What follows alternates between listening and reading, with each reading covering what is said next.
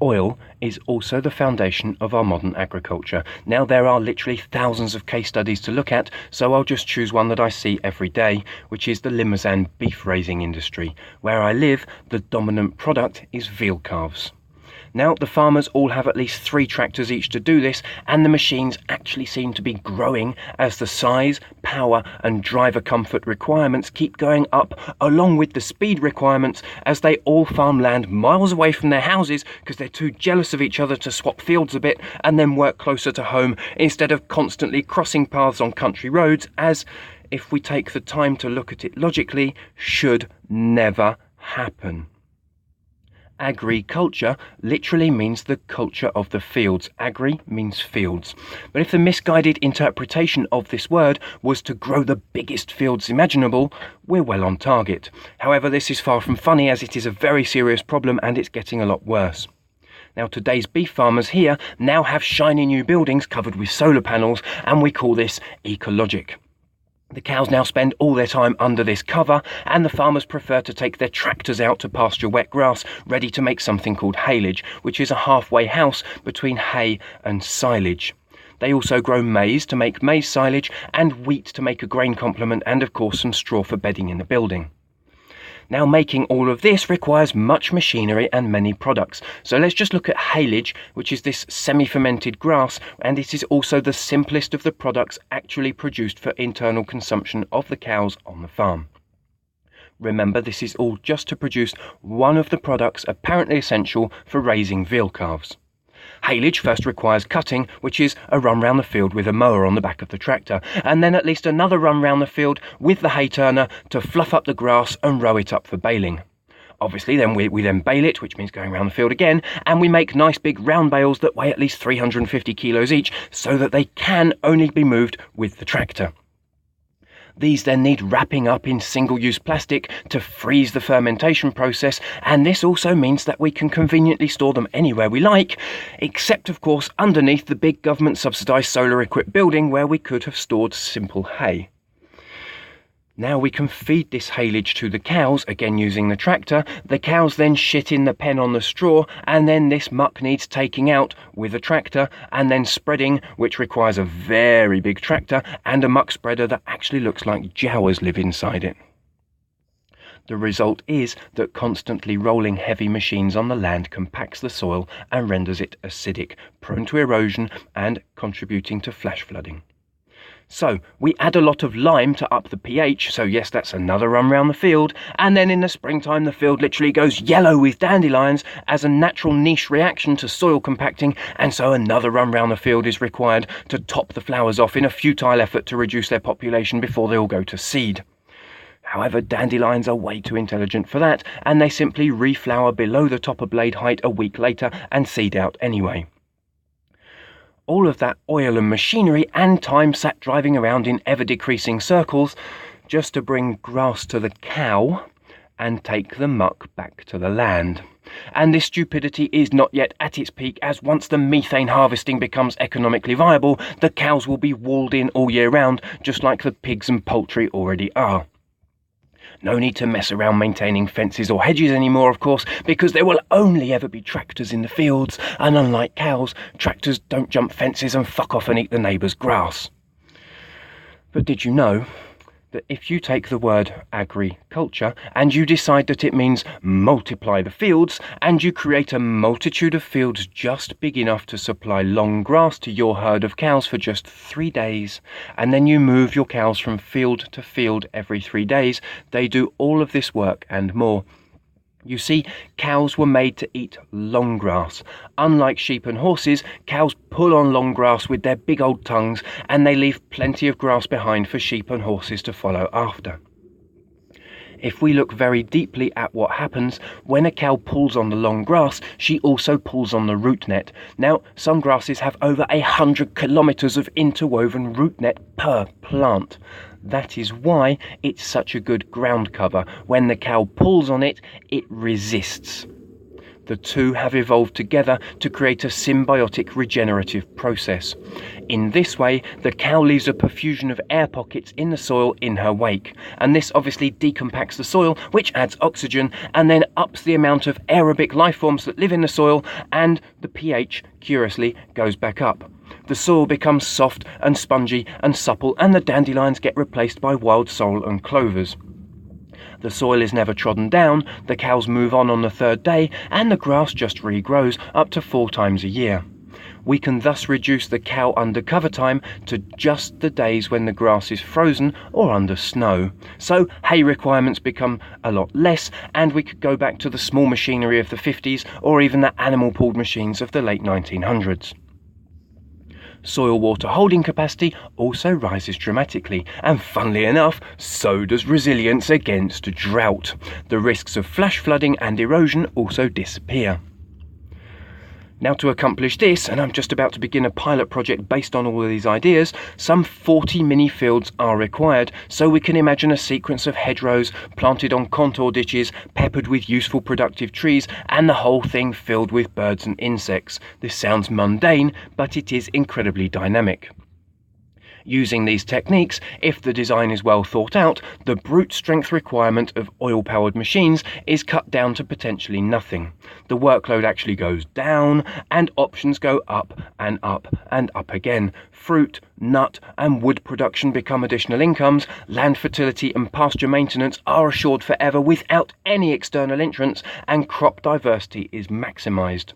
We can also dramatically slow down the water cycle, get the water tables filled up with good clean water again, and probably start reversing climate change. Now, in this scenario, we have what is called carbon positive cow farming, with horses, sheep, pigs, chickens, ducks, geese, berries, nuts, fruit and field crops in there just because you can. Carbon dioxide absorption is at its highest possible, and this should be the name of the game, but in our present state we're doing the direct opposite. If, for example, you're in milk production, the quantity goes up along with the quality.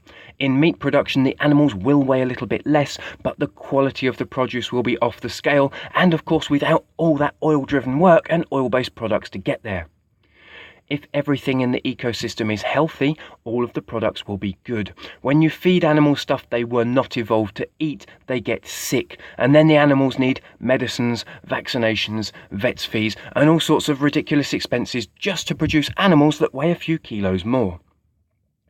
Now, yanking the calves out of their mothers' wombs with a stainless steel ratchet has become common practice here because the calves are too big to be born normally, thanks to ridiculous genetic selection of bulls that cannot actually hold themselves up properly, and excessive in-womb growth through fermented feedstuffs like haylage. If you raise and sell sick produce, you are going to end up with sick people. It's as simple as that. And so we see now that modern agriculture is also linked to our modern health system. Free healthcare for all people. That was what was demanded, and that's what people fought bravely for just a few generations ago. But the hidden hand only ever feigns defeat, resisting just enough to put the blinkers on its opposition and carefully creating the next sheep pen behind the gate on which the mob are bleating. Once the gate is apparently battered down, the sheep will run through, shouting victory and freedom, and then it takes most of them about 50 years to actually find the fences of the next prison, and more importantly, another 20 to understand the nature of their construction. Herbal medicines, and especially the domain of homeopathy, were literally wiped out during the Second World War. The Vichy government in France at that time removed it from the higher education programme completely, leaving a post-war France equipped only with modern science and modern medicine.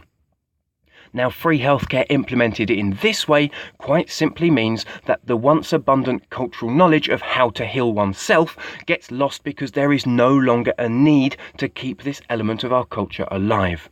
We become ignorant consumers of vaccines, synthetic drugs, and allopathic medicine.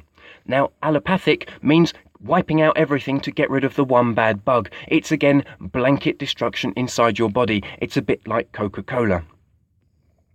With the advent of modern medicine and reductionist material science, a new caste of priests is created, and they wear white robes, and they arrogantly proclaim to know more about your body than you ever possibly could, and so through chemical destruction via food and medicine, we bow down, and the human race begins to degrade instead of evolving onto higher potentials. You see, you are what you eat. Your body is in perpetual cell renewal. Your bones, your flesh, your blood, your skin, and especially your brain cells. I mean, how can you expect your brain to work properly and take good decisions if the essential building blocks aren't right in the first place? Everything you eat gets broken down by a multitude of other organisms that live inside your gut, unless, of course, you've been taking antibiotics, anti-inflammatory drugs, or have been drinking Coca-Cola. Most of the food that you eat goes into maintaining your body temperature and keeping you on the move. However, a small but essential part of this food is taken on as raw materials to rebuild your body all the time. Your eyes, for example, get replaced every week. Your whole body gets replaced every 7 years. So, how long is it that since you have been eating any old rubbish off the supermarket shelves? You see, if you eat what we lovingly refer to as shit, you eventually become what we lovingly refer to as shit. Now, that's not a judgment, it's just my way of saying that you deserve better. I think we all deserve better. Modern medicine doesn't want to hear anything about food. They couldn't give a monkey's. And if you want proof of that, you can just go to any hospital and try their food at any time if you are brave enough. You see, we find the worst possible food imaginable in a place of healing. Personally, I'd give hospitals a very wide berth unless it was for something incredibly simple like a broken leg.